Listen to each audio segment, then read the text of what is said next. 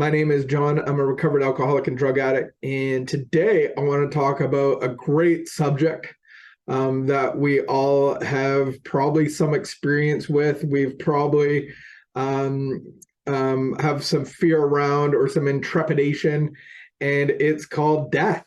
And it's a horrible topic to talk about.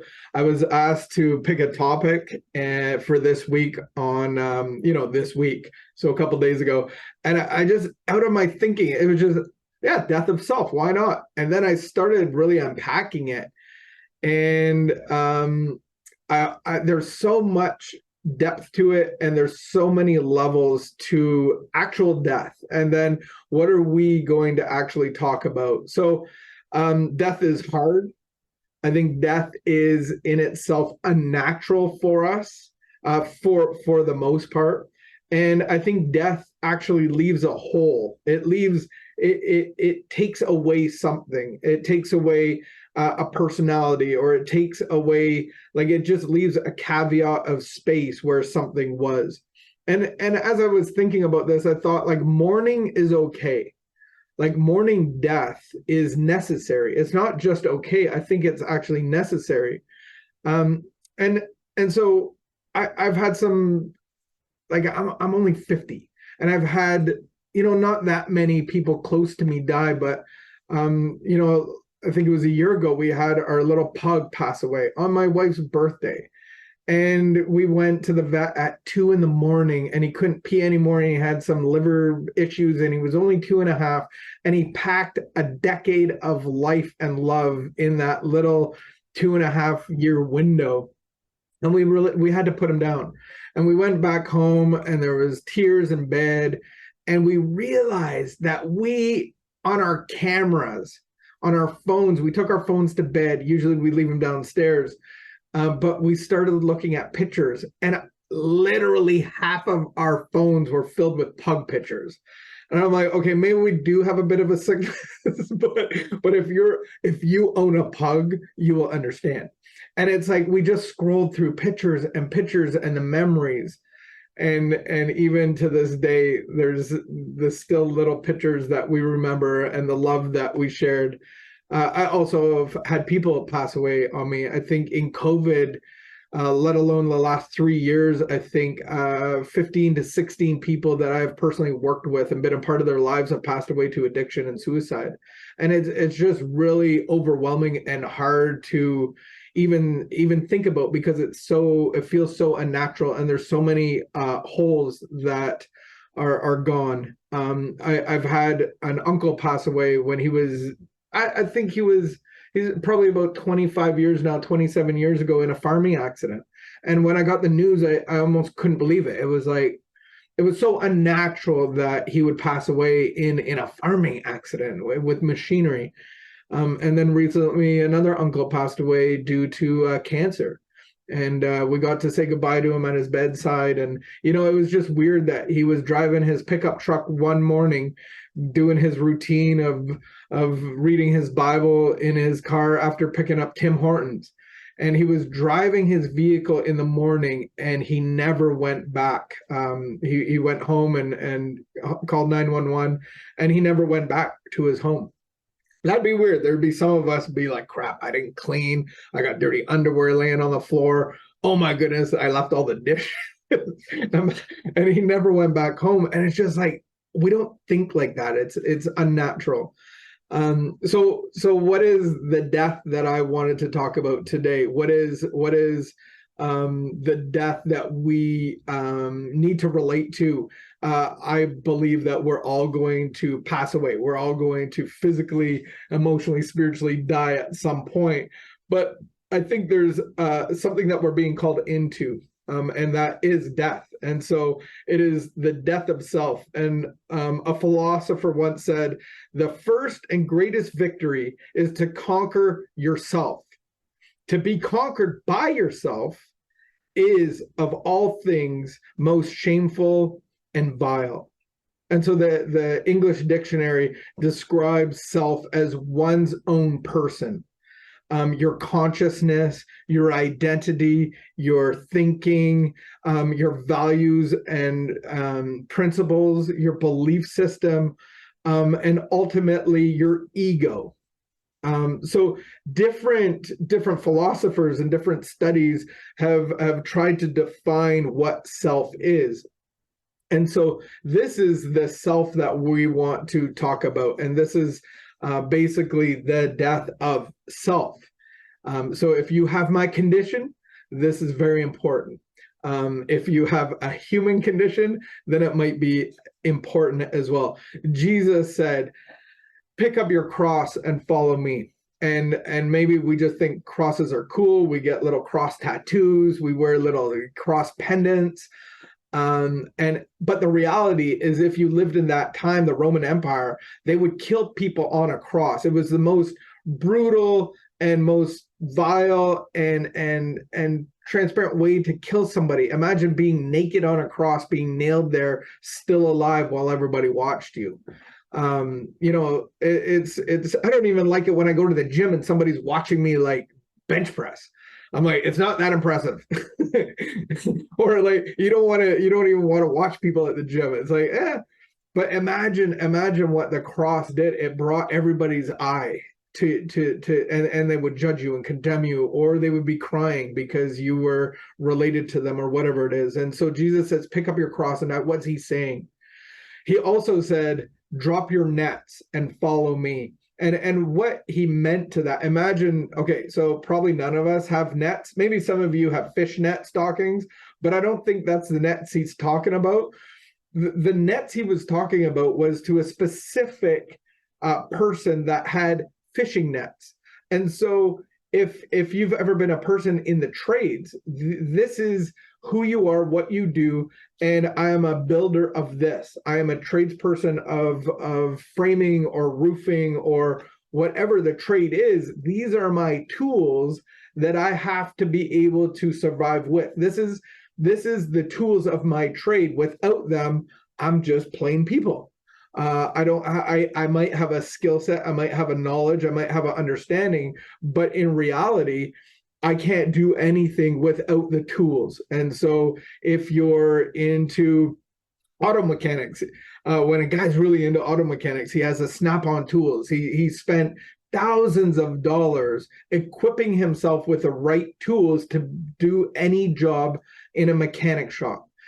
If you have a roofer or a framer or whatever the trade is, they have specific items for that trade so that their skills can do any job of that trade of what's required to them.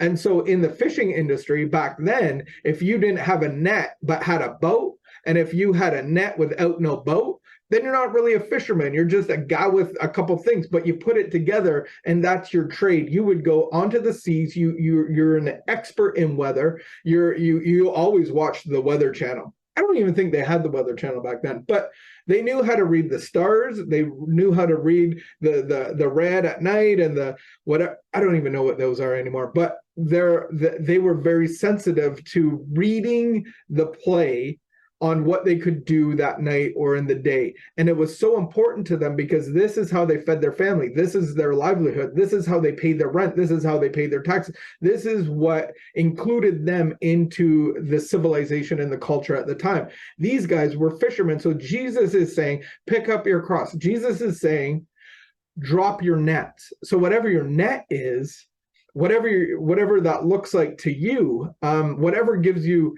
purpose and meaning and income and revenue, I'm not telling you to do anything. If Jesus is telling you to drop your nets, then that's what you need to do, whatever that looks like. I think it can apply in our context. And so he's saying, drop your nets because this is what's going to get in the way of following me. This is what's going to get in the way of this new life. I'm offering you a new life. So you have to put away the old life. And I think there's a tension for us that this death, this loss of the old life, we like to hold on to things. And so we like to bring the old in with the new. And so wherever we're going to go, we like to pack a little extra things that we're acclimatized to, that would bring comfort to us, that would make things easier for us.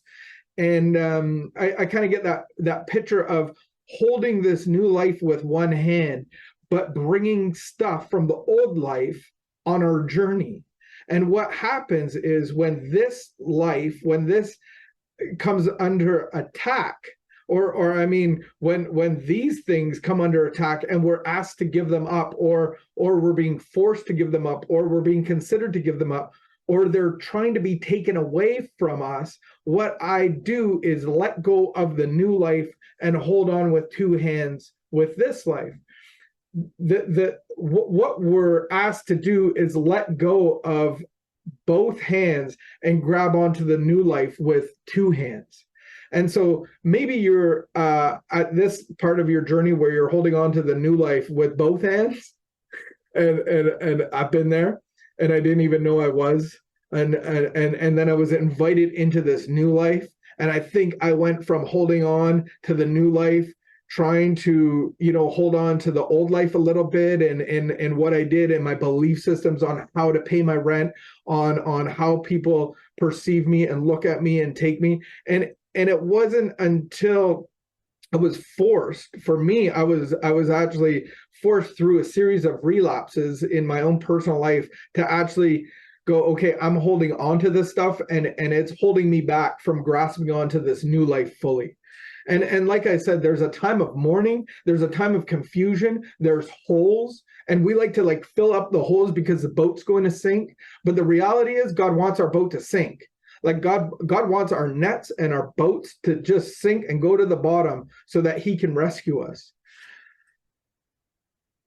In our literature, in the big book of Alcoholics Anonymous, we go through this process of seeing the old life and seeing how, in our book, it says alcohol is but a symptom. And a symptom of the problem of living out of the old life, and I'm not getting the results I need or want, or that's desirable for me, and so we get this understanding of I have to concede to my inmost being that this life is dirty rags, that this life will never be successful on my own strength and my own power. And in the third step prayer, it says, I offer myself to thee, to build with me and to do with me as thou wilt. Relieve me of the bondage of self. And so that's what we're talking about, is the death of self, where we live out of ourselves, our ego, our old identity. This is what causes me to need pain relief. This is what's burdensome. And we'll talk about why in a bit. Relieve me of the bondage of self. I don't know who quoted it, but I've quoted it enough times to make it my own. Basically, I think a lot of us say that I might not be much, but I'm all I think about. You might have never said that out loud, but it's the voice of who we are, our ego. We're worried about all the things. We have a hard time entering into other people's lives because we're just worried about ours and what makes me anxious and what makes me nervous and the parameters that I have to live by and how you need to see me and how I want to be seen, my reputation. All of that stuff is really all about me.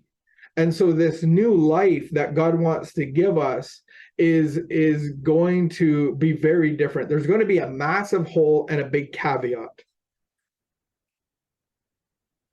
I wanted to get into the kind of the realization of what this is that I'm being asked to die of, and it's called self.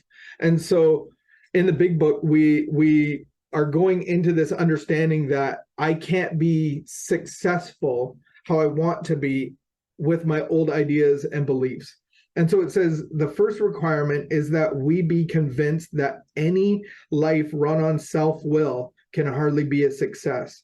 On that basis, we're almost always in collision with something or somebody, even though our motives are good. Most people try to live by self-propulsion. Each person is like an actor who wants to run the whole show, forever trying to arrange the lights, the ballet, the scenery, and the rest of the players in his own way. If his arrangements would only stay put, if only the people would do as he wished, The show would be great. Everybody, including himself, would be pleased. Life would be wonderful. In trying to make these arrangements, our actor may sometimes be quite virtuous. He may be kind, considerate, patient, generous, even modest, and self-sacrificing. On the other hand, he might be mean, egotistical, selfish, and dishonest. But as with most humans, he is more likely to have a very varied traits. Well, what usually happens? The show doesn't come off very well. He begins to think life doesn't treat him right, and he decides to exert himself even more. He becomes, on the next occasion, still more demanding or gracious, as the case may be. Still, the play doesn't suit him. Admitting he may be somewhat at fault, he is sure that other people are more to blame. He becomes angry, indignant, self-pity. What is his basic trouble? Is he not really a self-seeker? Even when trying to be kind, is he not a victim of the delusion that he can wrest satisfaction and happiness out of this world if only he manages well? Is it not evident to all the rest of the players that these are the things he wants? And do not his actions make any of them wish to retaliate, snatching all they can get out of the show? Is he not, or she, even in his best moments, a producer of confusion rather than harmony? And so that's what it means when I might not be much, but I'm all I think about, because I don't go into situations with lots of people because I have social anxiety and I don't like to do this. And I make it all about me. And so this is the actor, the director, and the producer. What I'm being called to is to die of all of the roles and the assignments that I've given myself and everybody else. In the big book, it also talks about abandoning ourselves utterly to God. It's not, in the big book, it actually doesn't use the word surrender. It uses the word abandon. And just like Jesus says, abandon your nets, abandon your boat, abandon the life and identity and all of the things that brought you comfort and safety for your whole family and follow me. And that's what we're being called into, is abandonment of our own lives, utterly. In the big book as well, on page 164, it says, abandon yourself to God. This concept of not reconstruction, but total abandonment. And so what am I abandoning? Yes, I might have to abandon all of my nets and my job, whatever that is, but it's all about my belief system, my ideas and beliefs of my old self, because they came not from God necessarily. They might have come from Sunday school. They might have come from Bible teaching. They might have come from my parents, my school, my wounding, trauma that happened to me. There's all these, this code has been written inside of me. And in LifeLab, we look at this circle concept, and God is always in the center, and that's representation of the garden. The temple, if you will. The Garden of Eden was the first temple with Adam and Eve. What recovery has given me is the ability to go in the center with God. And so I want to be in the center. I want God to reside in my heart. And for that to happen, he has to write a whole new script. We have to have a whole new garden. And so it's the abandonment of the old and walking into the new. And so we have all of these things on the outside of this temple, and it's our kids, and it's our schooling, our education, our work, our husband or wife, our girlfriend or boyfriend, our home, all of those things. If I'm on the outside of the circle running the show, then this is what blocks me from God. This is what blocks me from the new life, because it builds resentment, it builds fear, it builds shame, it builds guilt. All of those things keep me out of the center of the temple where God is and where God wants me to be. So basically, when it comes to sobriety, when it comes to my wife, when it comes to the kids, when it comes to my job, it's none of my business. That's God's business. My business is clearing out the temple so that God can reside inside of me. And so that's what I have to come into consent with, of God's love and God's power. So when we go through LifeLab or the 12 steps, we actually get to look at two sides of a piece of paper called resentments. So the first side is we're going to look at our security, our ambitions. We're going to look at our pride and our selfishness and our beliefs of male and female and of relationships and of our security. And we're going to look at this out of the eyes of a resentment. And a resentment only comes from, maybe you have a hard time with relating to resentment, but how about somebody that frustrates you, or somebody that takes from you, or somebody that riles you up, or somebody that's not fair to you, all of those things, somebody that eats your lunch, or a situation. And so we're going to start there, and we're going to identify how you perceive the world around you, how you're trying to direct the show. And basically, I've worked with many people, we get to the end and they go, what's wrong with that? Like, a wife should be nurturing. Like, a real wife should be nurturing.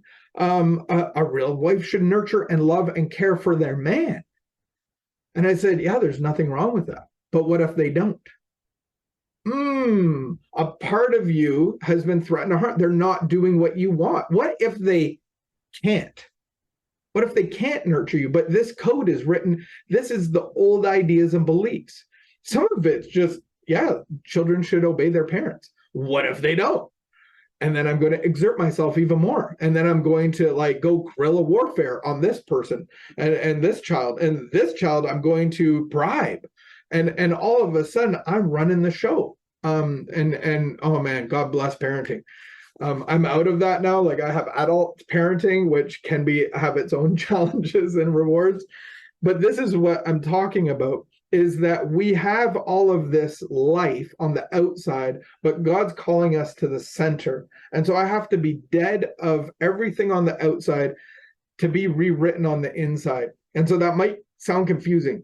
And we have to come into the consent in the spiritual realm. And so you might think, oh, I just have to die of this stuff. Oh, I just have to be rid of it. Okay, how do I do that? I believe that in the spiritual life, there is consent.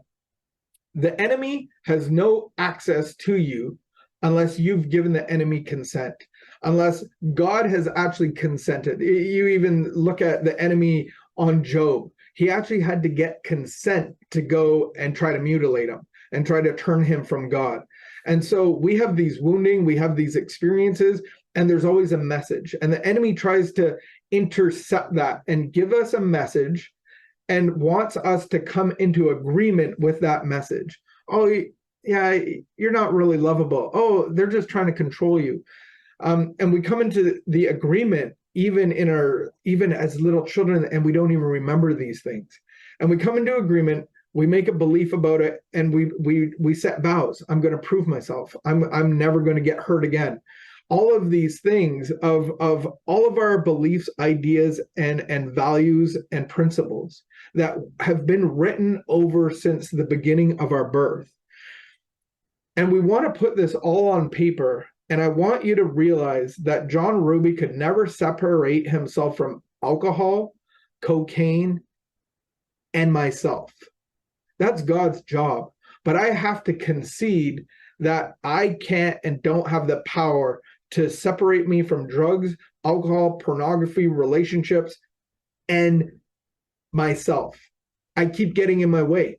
I am my own worst enemy. You might have heard that before. You might have said that today. I can't do anything about that, but invite God's power to rid me of the reason I go to the worm dealer. And if you've been in LifeLab, we talk about the worm dealer, the bird that goes to get the worms, and the worms aren't bad, but going to the worm dealer for my feathers is where I sell my soul and I become who I don't want to be. And so only God can restore me. Only God can bring me new life. But I have to be convinced that I want to die of my old life. And I have to be convinced that there's nothing I can do about it. And I offer myself to God. And so in a what we would say is step 7 prayer, or if you've been in LifeLab, there's this prayer that you say, my creator, take the good and the bad. I give you myself. And then it leaves room for God. And I was reminded, because in September, we're going to be teaching the book of Acts, the new church, the early church. And they were told to go and wait. And this is my encouragement to you. If you don't have the power in your life to separate you from the things that are destroying you, the beliefs, the values, the things that weigh you down, the things that hold you back, the things that you need relief from, then you don't have the power of God. You might have a belief in God, you might have a relationship with God, but you don't have the right relationship with God. And if you do this work, what they did in the upper room, they were told to wait, go and wait. And they waited for the power of God to fall upon them. And while they waited, they prayed and worshiped him continuously. And that's my encouragement to you. If you don't have the power of God in your life, you might have a relationship, you might have a belief, and you've come and you've been convinced and you've conceded to your inmost being that nothing good is going to happen with you running the show, and you want to give it to God. I just encourage you to wait for his power. Just wait for his power. I don't know what that looks like in your context, but just wait for his power, because his power is going to power you and to propel you into the new life. And it is for his glory. That's it. That's what your new life is all about. And this is where we get the caveat of like, I don't know if I want that. I don't know if I want every day to glorify God. Like, I got stuff to do. I got plans. But this is what I have to concede to. This is what I have to be convinced of, is that even the good and bad, I just need God to take it all away so that I can abandon my new life for a whole new life. And so this is what I believe that death of self is that I can't do it myself. I have to define it, name it, and label it, and get it on paper and give it to God, and then invite his power in. And so I think that there's tension in the waiting. And then what do we do when we're waiting is pray and worship God continuously until you get power. And everybody around you will know if you have a radical heart change. Even you will know. You will know that you have a radical heart change, so that the power of God has rested upon you, and that the old self is gone and the new self is here. And then it's walking in, and then the fun stuff comes.